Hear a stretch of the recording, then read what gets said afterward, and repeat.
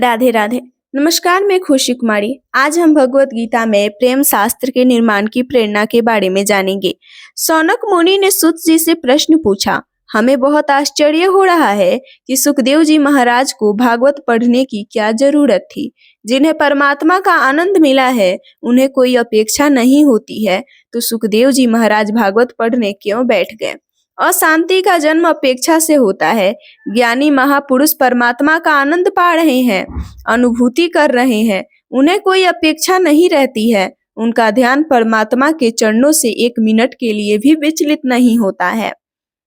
ज्ञान निष्ठा की सफलता के लिए ज्ञानी पुरुष एक क्षण भी परमात्मा का ध्यान नहीं छोड़ते हैं। हमारे शास्त्रों में तो कहा गया है कि गाय माता की सींग की नुकीली नोक पर राई का दाना जितने समय तक टिक सकता है, उतने समय तक भी ज्ञानी पुरुष परमात्मा का ध्यान नहीं छोड़ता।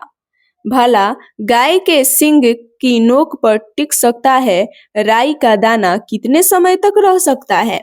इतने समय तक भी महापुरुष परमात्मा का ध्यान नहीं छोड़ सकते। तब सुखदेव जी ध्यान छोड़कर क्यों भागवत पढ़ने बैठे? सुखदेव जी महाराज मात्र ज्ञानी ही नहीं है, उनकी ब्राहाकार दृष्टि भी स्थिर हो गई है। ज्ञान की पुस्तकें पढ़कर कोई भले ही ब्राहा ज्ञानी बन जाए, पर ब्राहा दृष्टि जब तक स्थिर नहीं होती तब तक ज्ञान टिकता नहीं है, वह बह जाता है। आजकल तो आराम कुर्सी में बैठे बैठे भी ब्राहा ज्ञानी हो जाते हैं। अभी तो आप सब यहाँ कथा में ज्ञानी शंकर भगवान की तरह बैठे हैं।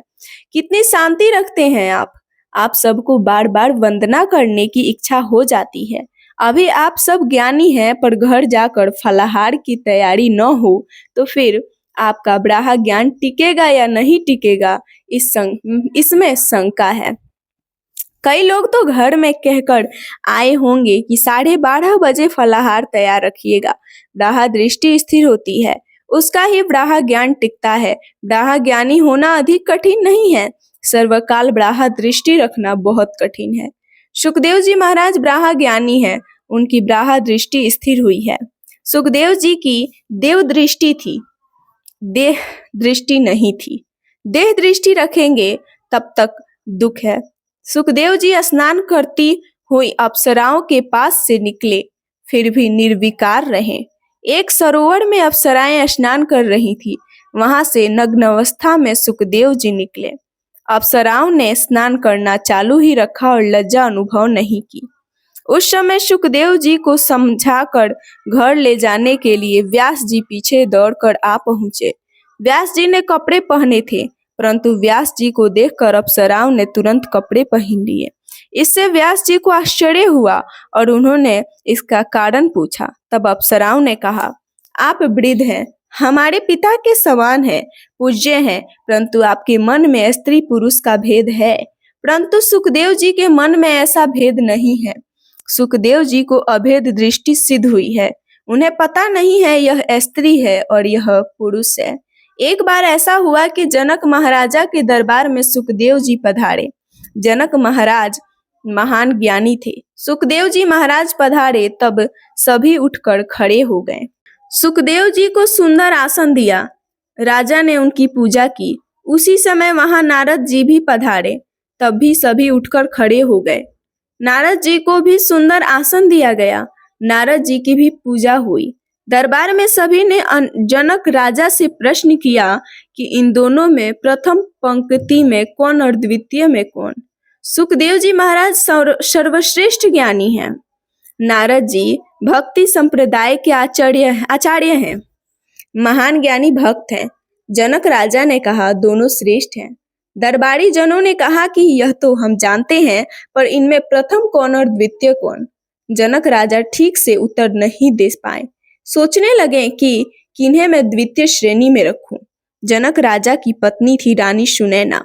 सुनैना जी ने कहा, इन दोनों साधुओं को मेरे महल में रात भर रखिए, मैं कल आपको बतलाऊंगी कि प्रथम कौन और द्वितीय कौन। दोनों संतों से विनती की गई कि आपका आवास रानी के महल में है। रात्रि के समय सुखदेव जी महाराज शांति से ध्यान कर रहे हैं। नारद जी भी ध्यान कर रहे हैं। सुनैना रानी श्रृंगार करके आती हैं। नारद जी को थोड़ा मालूम हुआ इससे नारद जी दूर चले जाते हैं। सुखदेव जी की ब्रह्माकार वृत्ति स्थिर है। सुनैना रानी आती है। सुखदेव जी महाराज को मालूम ही नहीं पड़ता कि मैं पुरुष हूँ और वह स्त्री है। उनको भान ही नहीं है कि इस जगत में स्त्री भी होती है। ज्ञान और भक्ति जब बढ़ जाते हैं तब जगत नहीं रहता, परमात्मा ही रहते हैं। तब सुनैना रानी ने निर्णय दिया कि सुखदेव जी का नंबर प्रथम है, नारद जी द्वितीय हैं। अभी नारद जी को थोड़ा एहसास है कि यह स्त्री और मैं पुरुष हूँ। स्त्री पुरुष का भेदभाव उनके मन में है। सुखदेव जी की दृष्टि में और मन में ऐसा कोई भेदभाव नहीं है। यह स्त्री है और यह पुरुष है, यह काला है और यह गोरा है, यह जवान है और यह वृद्ध है।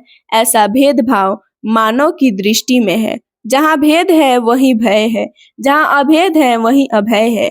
जिसमें भेद है वह ईश्वर से दूर रहता है। सुखदेव जी महाराज की दृष्टि में स्त्री पुरुष का भेद नहीं रहा था। महाराज को सारा जगत ब्रह्म रूपी ही दिखाई देता है। इस एपिसोड में बस इतना ही। इससे आगे हम अगले एपिसोड में सौनक जी की कथा के बारे में आगे जानेंगे। तब तक आप लोग मेरे चैनल को लाइक, सब्सक्राइब, कमेंट अवश्य करें। राधे राधे।